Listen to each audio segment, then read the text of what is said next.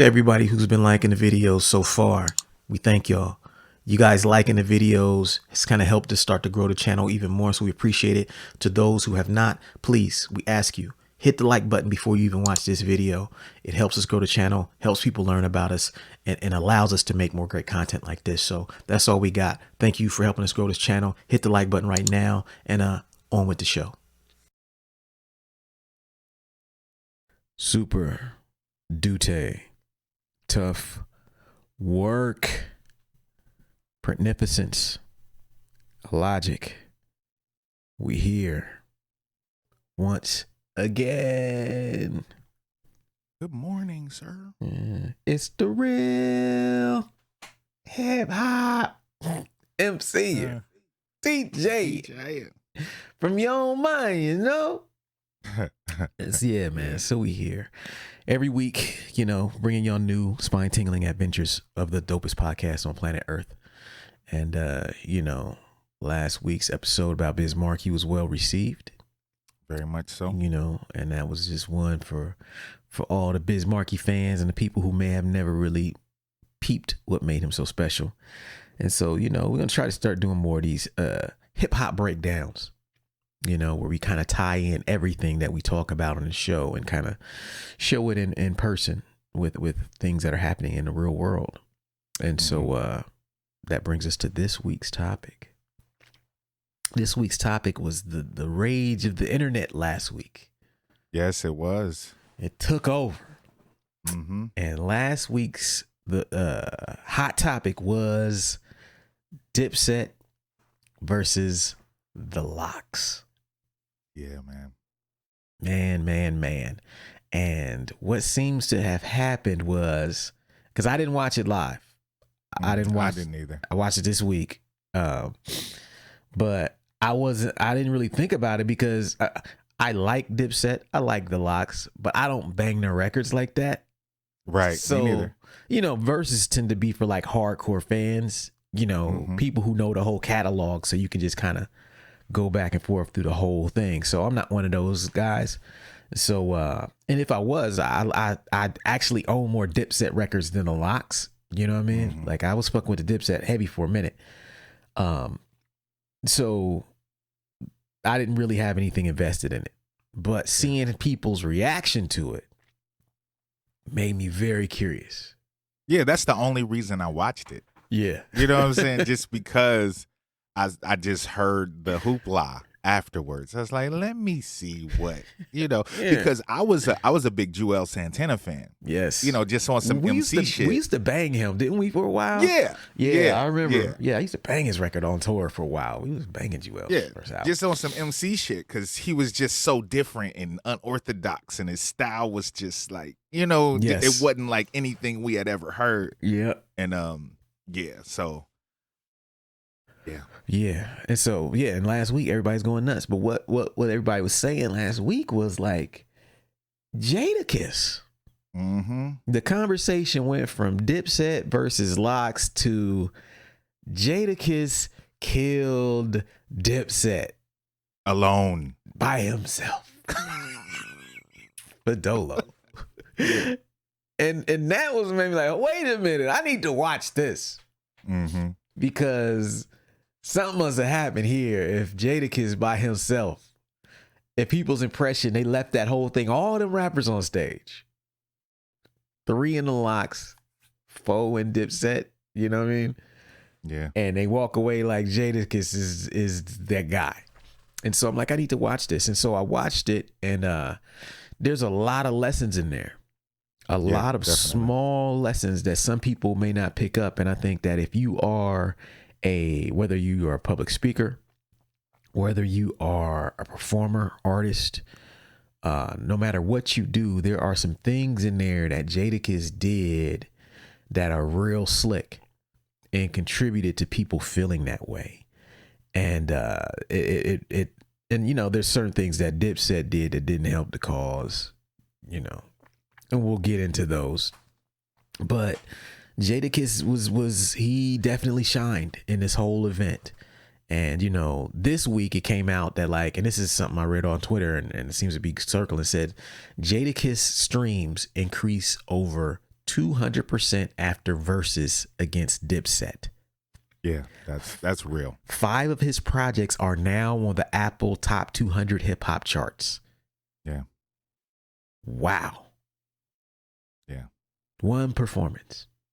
Yep. Wasn't even a solo show of his. Right. And, wasn't even an actual show. No. Like it was, yeah. Like, because one of the reasons I really don't watch Versuz unless I'm intrigued by the matchups is because of one of the things that he, talked about during this thing was, which we'll get just, into. Yeah, we'll get into. But yeah, like, yeah, it's just not, Yeah, it's not completely a show. Right. But it's a show, but it's not a concert, if you will. Right. It's not a performance. Yeah, if you will. But yeah, this one was pretty interesting, man. And so, this episode, we're going to talk about how Jadakiss killed Dipset by himself. Yeah. And we'll take a break and we'll be right back. We got you stuck off the realness, the most infamous, you heard of us. Official podcast murderers, the show comes equipped with viewpoints to share. Grown man ideas for all those who care and want to grow, so go ahead and download. Every single week with a brand new episode. You're not alone in this world, cousin, so we share information and honest discussion and keep repping a culture like we supposed to. They spread gossip, but they never come close to. I can hear it inside their tone. They talk about the industry but never left their home. You get laced up with bullet points and such, plus empowering topics that they never would touch. You can put your whole network against the team, but Super Duty Tough Work's the MVP. Most valuable podcast on MP3. Priceless info, but all of it's free. So take these words home and think them through. Super Duty Tough Work is coming at you. You are now listening to Super Duty Tough Work with your host, Blueprint. Raw and uncut. Adult conversations. No shucking, no jiving, and no bullshit.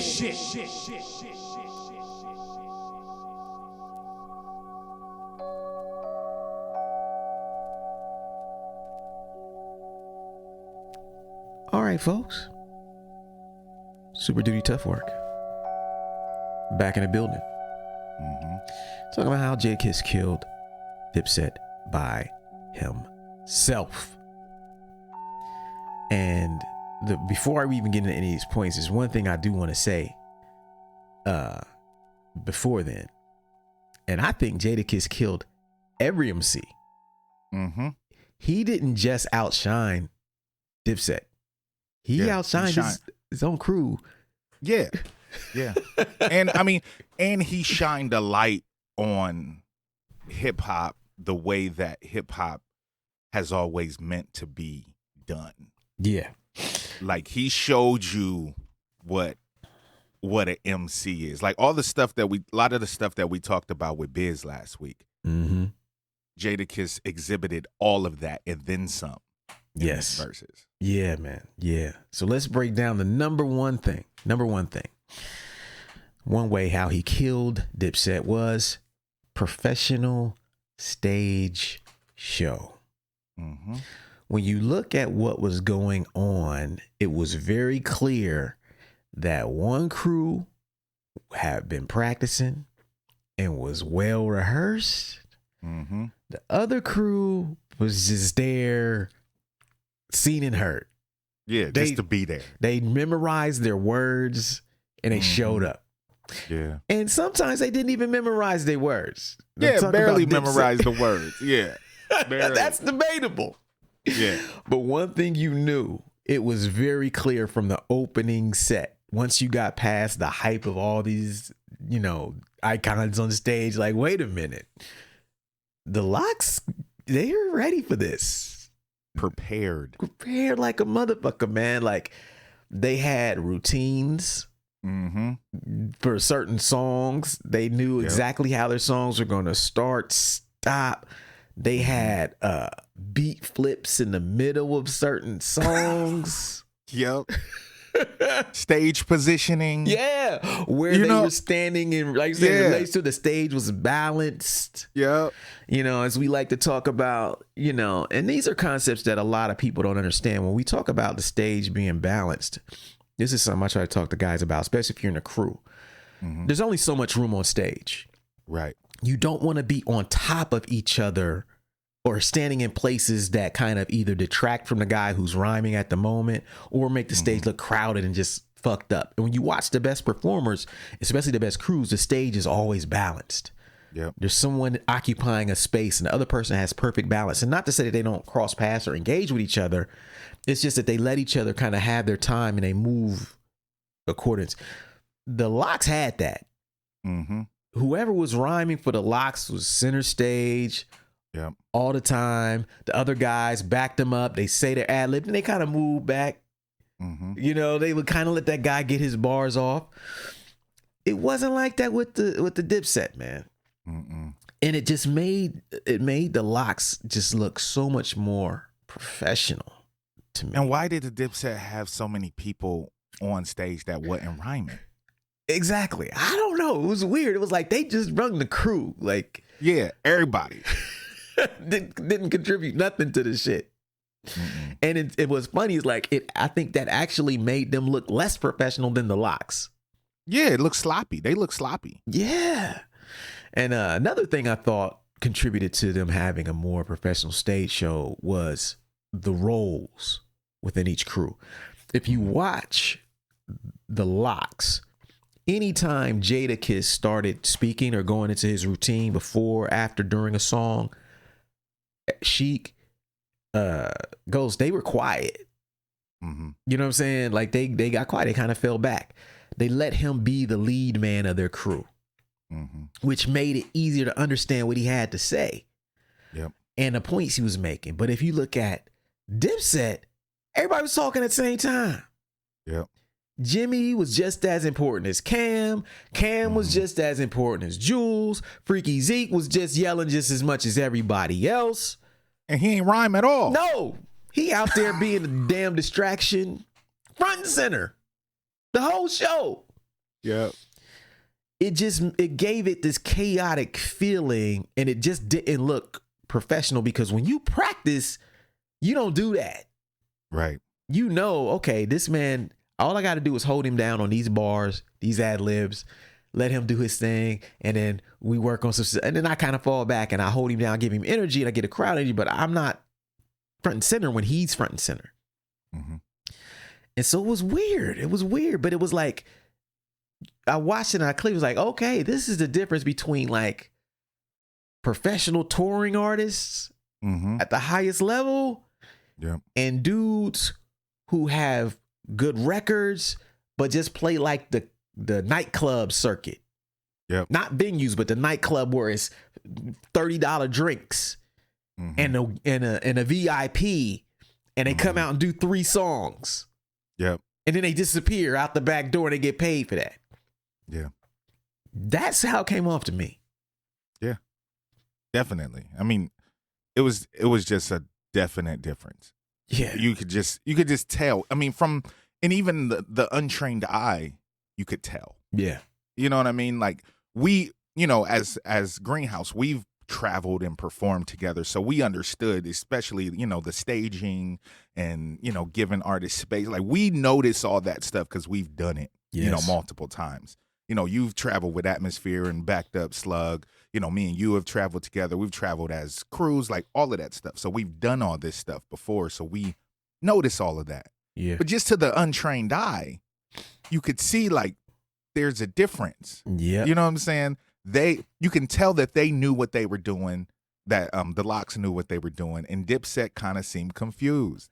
Like they didn't really understand like what the format was. They didn't understand, that there was going to be enough space on stage for what, you know what I'm saying? Like you could tell there was definitely a difference in preparation. Yeah, man. Yeah. And I think it also led to them sounding not as good as the Lox. Oh, yeah. Right? Like when you ain't prepared, then you kind of just giving so much. You ain't pacing yourself. Mm-hmm. You know what I mean? So like Jewels didn't sound good sonically to me at all. Nope. Cam sounded the best. you know, and Jimmy was whatever.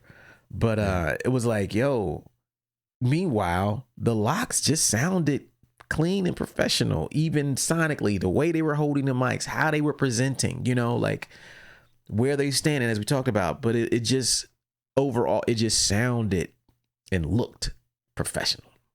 Mm-hmm. So that's the first way that Jadakiss just kind of killed him. Second way he killed him was being clear-headed. Yeah, that was a big thing, because when he did his verses with Fabulous, he was drunk off his ass. You know, so people didn't know what to expect. Yeah. You know, at least from him, Yeah. you know, during this performance, even though there was a lot of shit talking, you know, back and forth leading up to it. People didn't know that, you know, they didn't know what to expect. But Cass was sober, ready. You know what I'm saying? Like ready. Yes. Yeah, I don't think them dudes, I don't think they probably smoked, drank, did nothing before this performance. Yeah, I wouldn't be surprised. I didn't get any impression. They was just sharp, calm, not too emotional. They was talking their shit, but it wasn't like over the top. They wasn't slurring their words. Jadakiss, out of all of them, because he was so clear-headed, he was so clear and legible on the mic. Yeah, concise with his thoughts. Concise with what he wanted to deliver, even in between songs. Surgical with it. Surgical. It was beautiful to watch. Yeah. It's like, yo, meanwhile, on the opposite side, you got Dipset over here who look like they're all drunk or high. By how they were moving, how they were talking over each other and over the Lox, how they were just kind of, the energy was night and day on both sides. Right. You know, there was a point in there where Jewels, in an attempt to try to be funny, laid down on stage and pretended to be asleep, or he's laying down in a corner with these 2 bottles of Grey Goose or whatever it was. And I'm sure in his mind, he's probably thinking, yeah, I'm going to make these dudes look like they boring, so I'm going to pretend I'm asleep while they doing they shit. But it more came off to me like, you're drunk and on the verge of passing out.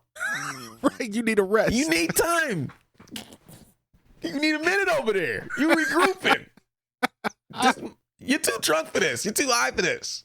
Yeah. I've laid down on stage before once. I did that on stage once with Atmosphere. This is when I first started drinking, because I was so fucked up. I needed a minute. I went back in the corner behind the DJ thing and laid my head on a monitor for a couple minutes. Like, let me get it together.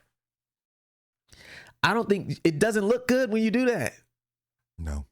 And I think Jewels unintentionally kind of really made them look like, hey, man, we don't have our shit together physically. We're either drunk, high, both. Yeah. You know, Cam seemed like the most clear-headed one out of them. But, you know, his style is so laid back that it's like, he can't make up for the deficiencies of his crew with charisma. You know what I mean? It's hard for Cam. And Cam is the leader. Yeah. Like Cam is more used to the performance aspect of things anyway. You know, Jewels and Jim are, you know, more the sidekicks. Yeah. You know what I'm saying? Like, Cam is that guy, even though I think Jim Jones probably has the best albums out of all of them. Probably. Yeah. You know, but I think Cam, just as far as performance and professionalism even, you know, is the more polished out of the crew. Yeah. And what you just said made me think about what we talked about in the previous one, with just like the definition of roles. Everybody in Dipset should have had the understanding that if Cam is talking, if Cam is our leader on stage, he's got the most charisma. He's the guy in his group who has been there and done that the most. So we need to kind of let him kind of lead. He can go back and forth with Jada. You know what I mean? Instead, it was like everybody was a leader. So you got 4 guys up there with drunk energy. You know what I mean? Or three, and then your lead guy is trying to hold it down, but everybody's just doing random stuff. It didn't come off. It just came off like the Lox were just so clear-headed and ready for this. Them dudes looked at the bat. They looked like they just came from, you know, drinking fruit smoothies and working out. Yep. And they probably did. and Dipset looked like they just came from smoking blunts and doing coke. Yep. And I like Dipset's catalog better. So for me, it's like, yeah, they kind of, my guys is looking bad up here right now. You know, I knew more of their joints than the Lox's joints, but in terms of the show, so that just helped Jada a lot. Yeah. Okay, so let's talk about number 3 thing that Jadakiss did that killed him. And this is one that will often go overlooked. And this is finding common ground with the audience. Yes. See, a lot of people don't notice that the best performers and the best shows you go to, one of the first things that a great performer will do is he will address the crowd. Yep. Specifically, he won't just hit them with generic talking points. You know, a lot of performers get beat up on because, you know, you hear them go to one city and say, Colorado, y'all the best crowd I ever played. Next night, New Mexico, y'all the best crowd I ever played. You know, then it's Columbus, y'all the best city I ever been to. And they just say the same canned things over and over again. They're trying to you know, endear themselves to the crowd, but they're being lazy with it. Jadakiss didn't do that. Jadakiss spoke specifically to the New York hip hop audience of a certain time period. Yeah. Hey, is this New York? Did we grow up on hip hop? Is this the birthplace of hip hop? Yeah, is this the Mecca of all this shit? We in Madison Square Garden, right? Right. You know what I mean? Like just saying, yeah. He created common ground, which created a common experience. At one point, he was talking to Dipset. He said, yo, what's up, New York? This the real New York. I don't live in no Miami. I don't live in no Denver, Colorado like these guys. I'm outside. He like, y'all see me. You know what I'm saying? Y'all know where I'm at. Y'all see me. Classic, perfect chess move by Jadakiss. Because what could they say? Because they know they don't live in New York no more. Right? None of them. And even if they wanted to say something, they wasn't organized enough to really put a strong rebuttal down because they was all over the place. Right. But yeah, what Jadakiss did was he found common ground with the audience, man. You know, instead of just saying some generic, you know, hey, what's up, y'all? Yo, appreciate y'all coming out. No, he spoke to the New Yorker who came up at that exact time and had a certain view on hip hop that everyone in there identified with. And Dipset didn't do that. No. I don't feel like Dipset had any specific engagement with the audience that found common ground. They didn't really engage the audience hardly at all. Yeah. They just kind of did their thing and was trying to talk shit to the Lox that wasn't working. Right. And, you know, anything they said to the audience really was in response to what Jada or the Lox was saying. Right. They didn't initiate any contact really with the audience. Yeah, it's just like, it's real MC shit. We know what it's like when we see a real MC on stage and he working that crowd. We're like, oh yeah, this man about to slay this shit. Ooh, yeah. Before he even start rapping, it's like, oh. Yeah. Because you can get them, you get the crowd on your side in the first couple minutes of your performance, you got them the rest of the night. One of the easiest ways is to find common ground. You know, some people do stuff where, I remember one time, first time I played in Florida, I went down the street and bought a Florida Gators hat. We was playing in Gainesville. I ain't had no problems in Florida that night. It was like, I went and got that hat. Everybody loved me. What you doing with that Florida Gators hat? I was on the count. Came on stage with that hat on. I didn't have to say shit. They loved me immediately. Yeah. He's rocking the shit. Little shit like that performers do. We may not notice it when we're at a show. We may not even think of it that way. But if you are a performer, your goal should always be to find common ground. No matter who your audience is. Comedians do it. Politicians do it. Every public speaker knows that part of the way that you win over a crowd and you get them to actually listen to what you have to say is first prove that you are on their level and that you have something in common with them. Yeah. You're there for the same reason. You have a shared definition of hip hop, which Jada was doing. Look, we know what hip hop is. We know what it ain't. That's like, yeah, Jada, you right. We do. Yep, exactly. Exactly. And it cast a light on Dipset because, like you said, they weren't doing that. They didn't speak to the crowd, and he was meanwhile talking to the crowd like, "Yo, this is a common experience. Let's have some fun together." So that's number 3. So yeah, we'll take a break and we'll be right back. Word.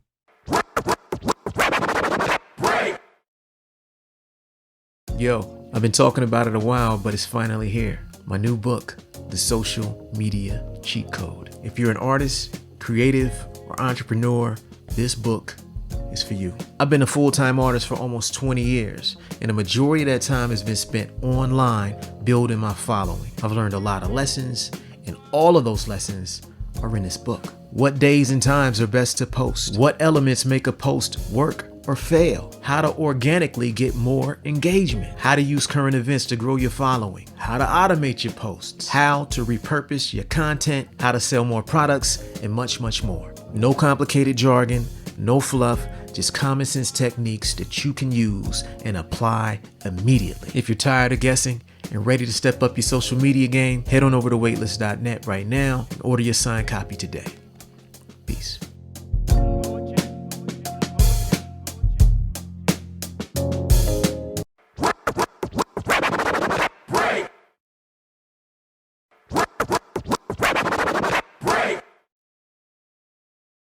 To all loyal listeners of the Super Duty Tough Work podcast, our brand new t-shirt is here.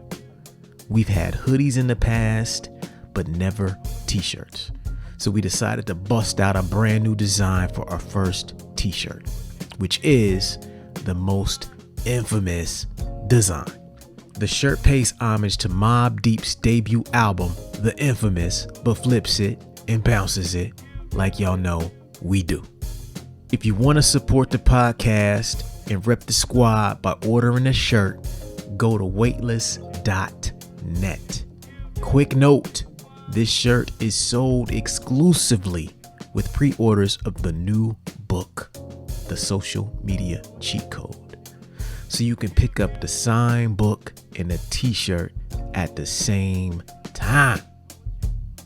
That's it for now. We appreciate your support. Back to the show.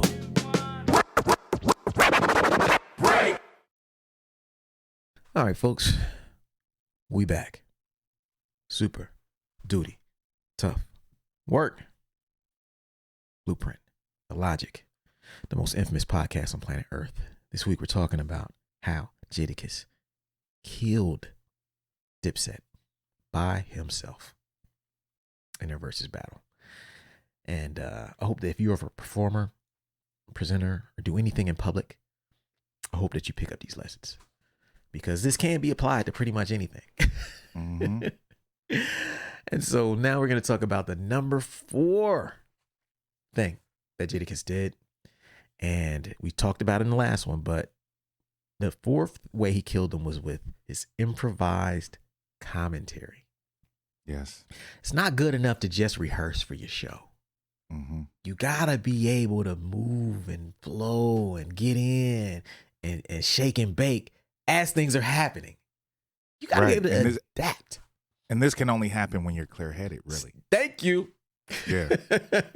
He was clear-headed enough to not only know what the Lox was supposed to do every song, and where his guys are supposed to be and what they're supposed to do. He was clear-headed enough to pick out the little things that the Dipset was doing that he could exploit and make look bad. And so every time he had something to say before the Lox would play a song to set it up, they would get done. The Dipset would get ready to play a song. He would have something to say about it as they're going into it. And then he would say a little something at the end. It wasn't always negative. Sometimes like, yeah, this is my shit right here. This is my joint. Yeah, right. This joint's crazy. I love this one. So he wasn't always like, oh, this is trash. Y'all can't fuck with us. Sometimes he's like, yeah, this is the one. I was waiting for you to play this one. This is all y'all got. Or it ain't enough, but he was basically adding context to the whole experience for everybody by improvising and going with the whole thing. And when you look at like what Dipset did, it wasn't really that. They weren't really adaptive or interactive. There's a perfect example of this during the battle. At one point between the two sides, Juelz Santana is trying to talk shit about the Lox after they get done with one of their mixtape joints. He's like, man, y'all got all these fucking mixtape joints. I'm starting to think y'all don't even like women, blah, blah, blah, blah, blah. And he was like, yeah, like women, blah, blah, blah. Little did he know that they had 4-5 really popular female joints laying in the cut. Right. And when he went into that, Jadakiss was like, oh, word, you think that we don't have no songs about the women? Let me show you something. The Lox literally played 5 joints in a row that were like, boom, Mariah Carey, boom, Mary J. Blige, boom. And they killed all of them. That was the end of it. I was like, oh, this is over now. You gave them all the moment, and they played, and their DJ knew to play them back to back to back to back to back. They wouldn't have done that if Juelz hadn't have set them up like that. Yeah. Their DJ was listening too, like, oh, okay. Yeah. I think I hear, okay, he about to set us up for this one. As soon as they dropped the first one, keep going. They did not give them, there was no pause. They dropped 4 or 5 songs about women in a row. Yeah. All of them slayed. Yeah, and the crowd went crazy every time one dropped. Yeah. Every time. But that's the improvisational nature of what Jada was doing as the quarterback of that thing. He heard what Juelz said. Instead of just arguing him and playing a song that was already in the set list, right? He trusted his DJ, and he talked long enough to let his DJ get set up to go into all they joints. They had that in his tuck just in case. Like, let them say some shit about this. Because they came out with mixtape bars. And then Juelz just fell into the trap. Yeah. And so the second half is when I felt like they really, really, the longer it went on, the more they kind of separated themselves, even though Dipset had bigger hit. Dipset's biggest hits were in the end. You know what I mean? Yeah, yeah. But the stage show and the presence of the Lox just shined more and more as it went on due to shit like that, you know? Yeah, and it goes into the practice aspect because they were ready enough. They practiced enough to be able to switch gears. Yes. You know what I'm saying? To be able to say, okay, instead of, they probably had alternate, lists of songs. Like, if the crowd ain't feeling this, then we go to this list. You know what I'm saying? Like, and the DJ had to be clear-headed as well. Yes. Everybody had to be paying attention to the crowd, to how Dipset was reacting, to how everybody was reacting and what was being said on stage to know, okay, yeah, now we gonna go into this. You know what I'm saying? Like now, like we gonna keep All About the Benjamins in there. We don't really gotta go to that early. We just gonna show them just some MC shit. Yes. We ain't even gonna drop our big hits yet. You know what I'm saying?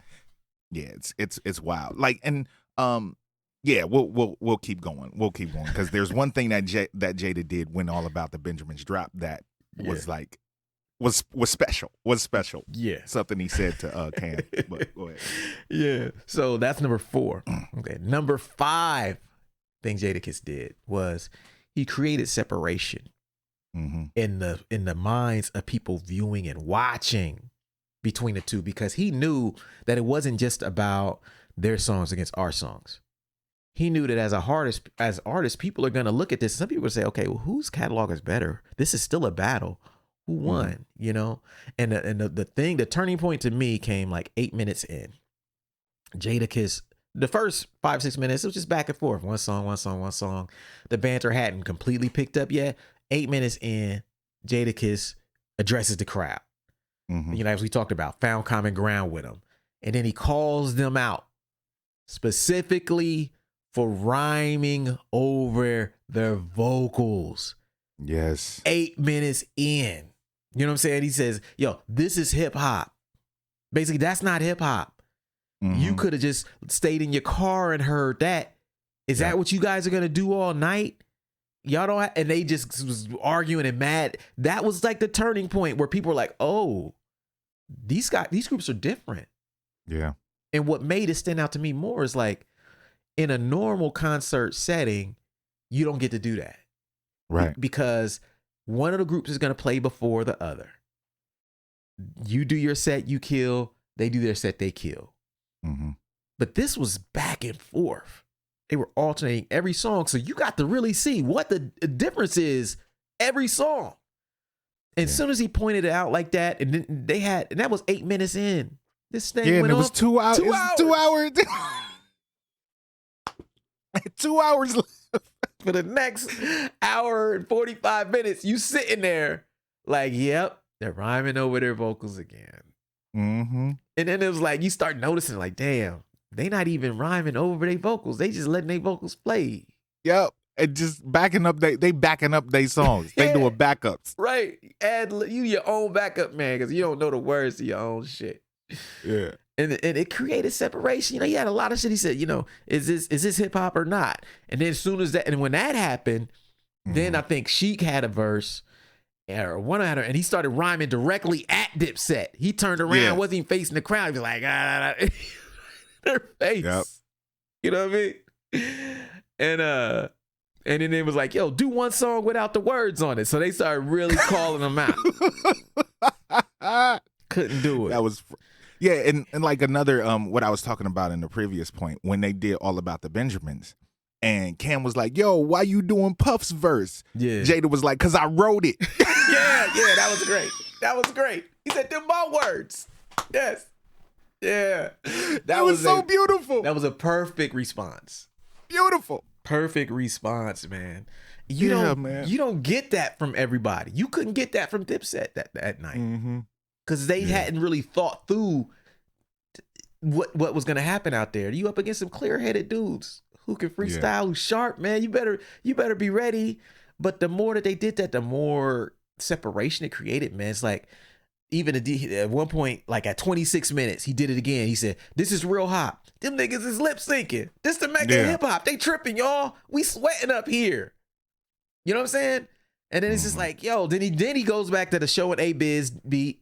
You know what I mean? Oh, yeah. And destroys. Come on, man.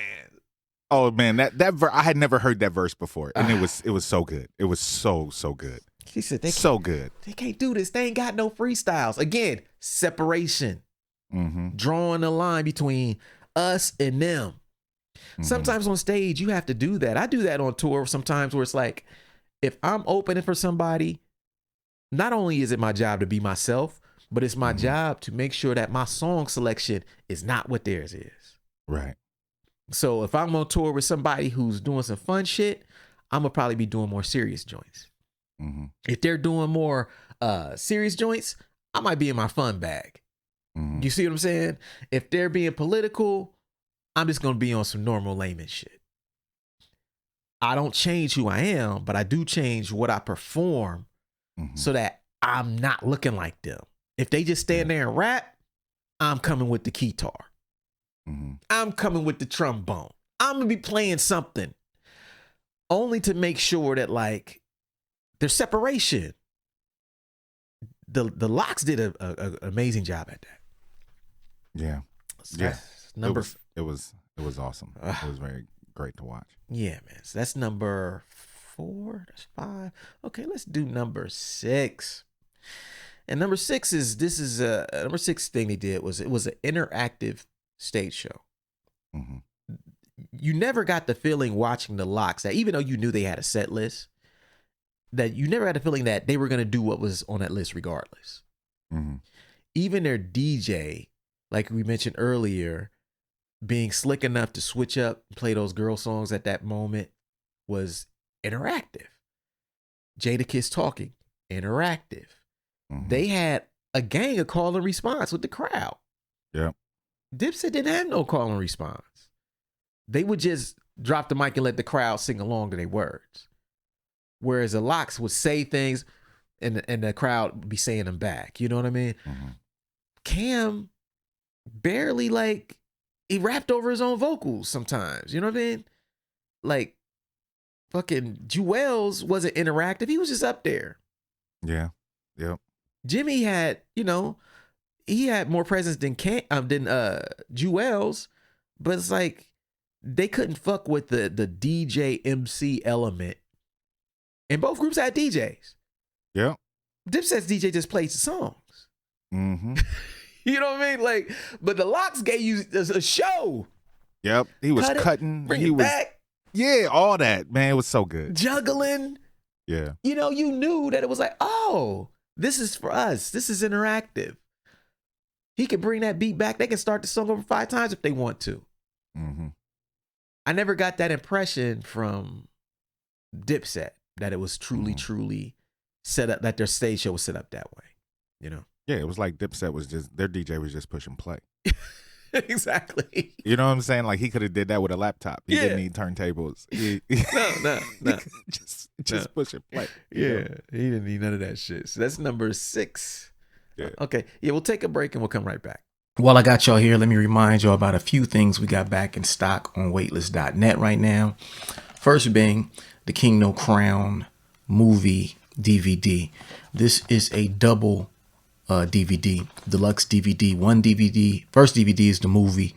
Second is all the extra features. That's back in stock. It was out of stock for a while. My movie, this is my first movie, came out in 2017. Free version, which is the clean versions on YouTube. This is the unedited version, dirty version, I guess, if you will, which is available now on waitlist.net. Other thing, 10 Traits of Successful Hip Hop Artists. This book came out about 2 to 3 months ago. So my latest book. This book breaks down the habits, the traits that you see across some of the dopest artists in hip hop. This is my 4th book. And so far, it's been my most successful. Amazing feedback on it. This book is here. If you missed out the first time, it's like $14 on the store plus shipping. We got deals that come with bookmarks with it, free stickers, autographs, all of that stuff on waitlist.net. That's in stock. Other thing, more importantly, we've reissued the Two-Headed Monster vinyl. This vinyl is it was red on the first pressing. This next pressing is yellow. This is just now hitting. So if you haven't got it, head to waitlist.net and get it. Sold out the first time in like 2-3 months. It's doing pretty good this time, but get it if you missed it the first time. It's on yellow vinyl. Comes with a download card. Also being restocked, has been reimpressed, is the Two-Headed Monster vinyl right here. Clear vinyl. Two-Headed Monster album. Same thing. It sold out pretty fast in 2018. So we just repressed it here. But you can get that at waitlist.net. And there's prices, special bundle prices for all of this stuff. Now, what's already been in stock, which you probably already have if you don't, just so you don't know, King No Crown. King No Crown vinyl. It's red vinyl. King No Crown is double vinyl, though. 2 pieces of double vinyl. But yeah, that's here. That's the record with Persevere on it. Dope record. Great Ideas Never Dies on this record as well.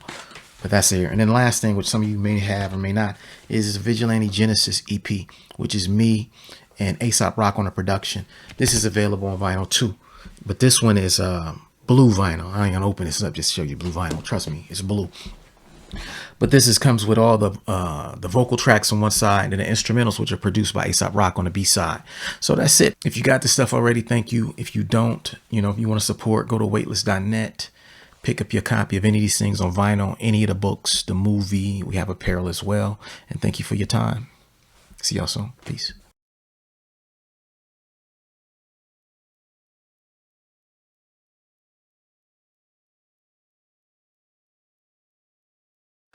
Okay, folks, we are back. We are back. Super Duty Tough Work, the most infamous podcast on planet Earth, talking about how Jadakiss killed the Lox by himself.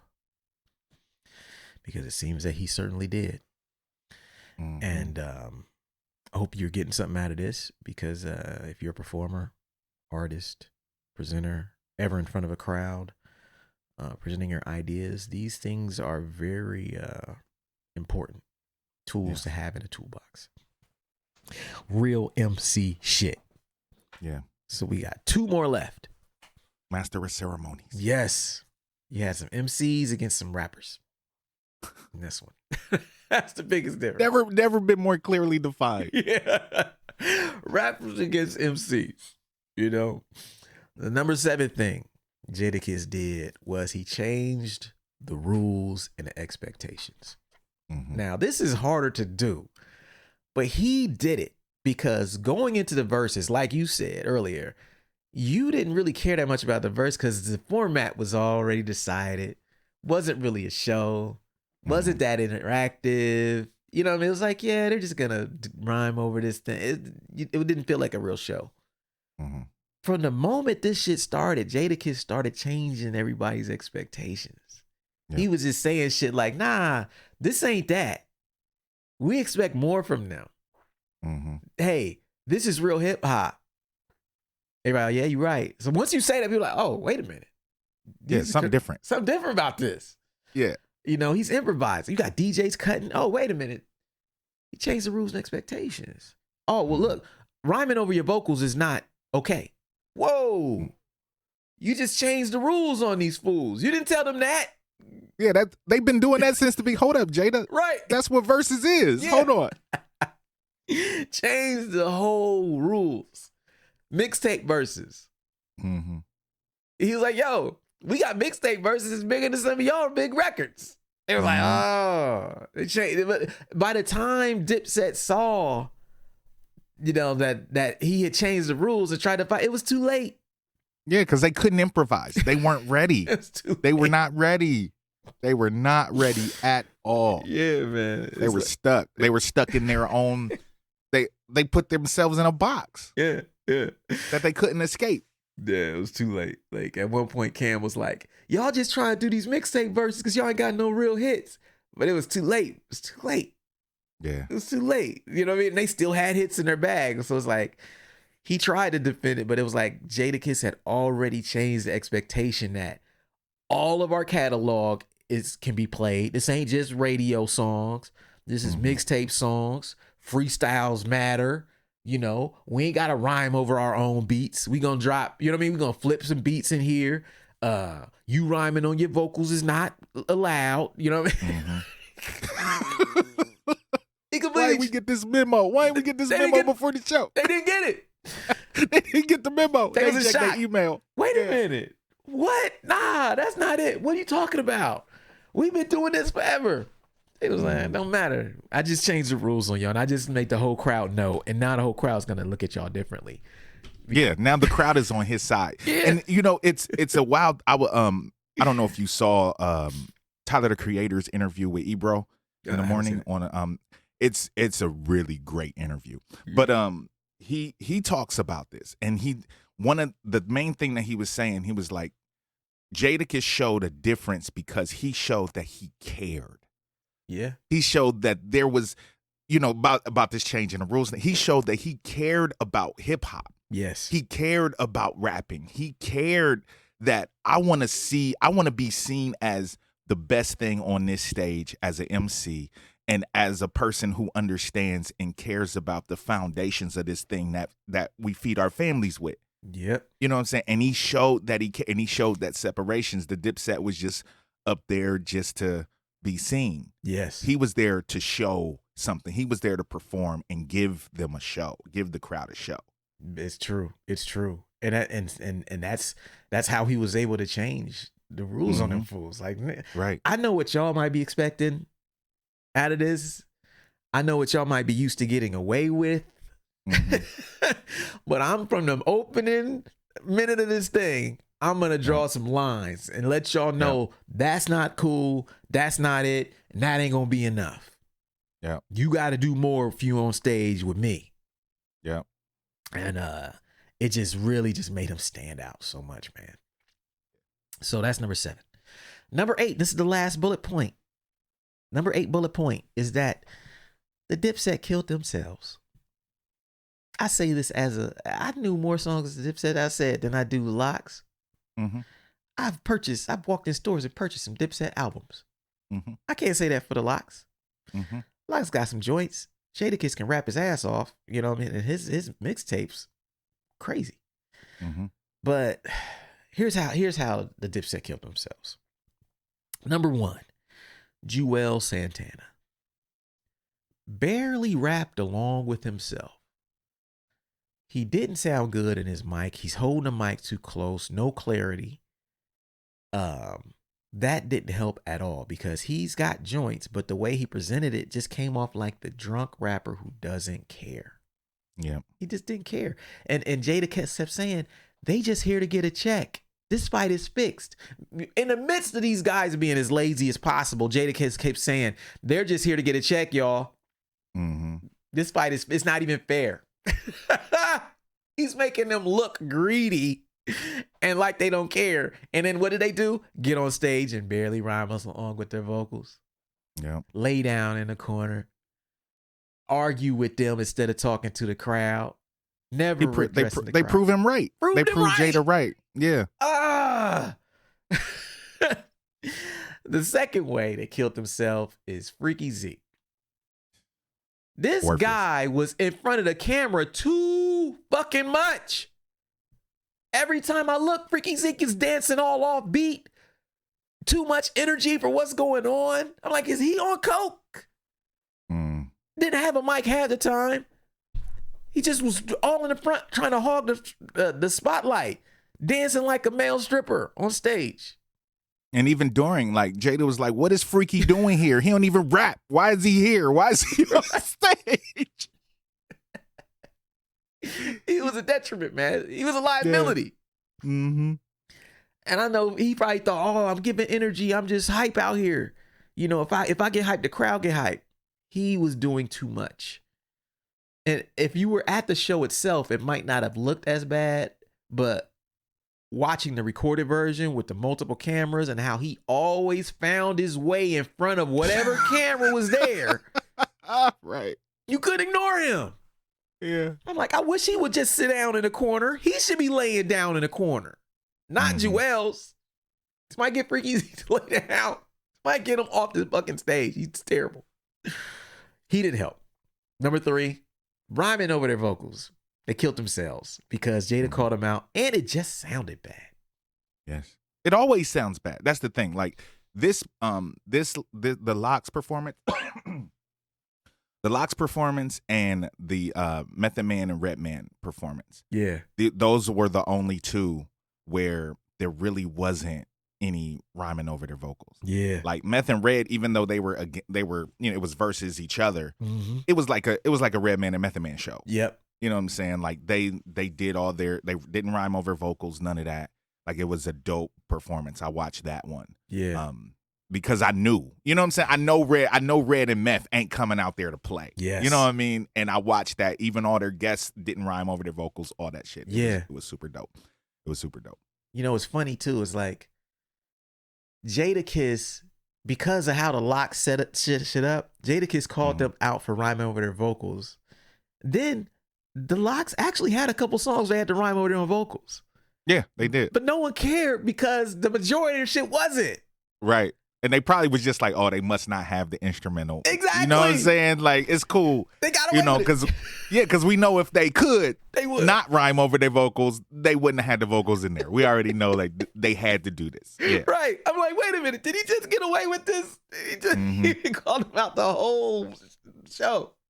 And they didn't rebuttal it. No, when they when they didn't say nothing. They should have been like, wait a fucking minute. Did you just do what you've been accusing us of the whole battle? Yep. But exactly. Again, they couldn't improvise properly. They weren't clear-headed enough to see it. I saw it watching. I'm like, wait a minute. Mm-hmm. They just did 2 songs and they rhyming over their vocals in a row. Yep. Back to back. Back to back. It was a couple times like that. Yep. Nobody from Dipset said nothing. And so they kind of killed themselves, man. So that's it. Yeah. That's it, man. How Jadakiss defeated the Dipset by himself. Let me read these back for those of you at home. Number 1, professional stage show. Number 2, being clear-headed. Number 3, finding common ground with the audience. Number 4, improvised commentary. Number 5, they created separation. Number 6, interactive stage show. Number 7, change the rules and expectations. Number 8, Dipset killed themselves. Man. I hope y'all got something out of this, man. This is, it's cool to do these episodes sometimes, man. Mm-hmm. Yeah, because I think these do touch on things that we talk about week to week, but they kind of summarize it so you can just start seeing the stuff around you, maybe applying it. Because, to a lot of people, it's just a little versus battle, but clearly one side was playing chess and the other side was playing checkers. Yeah, it's like a master class in how to perform. You know what I'm saying? Yeah. It's a master class. It was super dope. Yeah, man. So yeah, that's it for now, man. And shit. See y'all next week. All right, peace.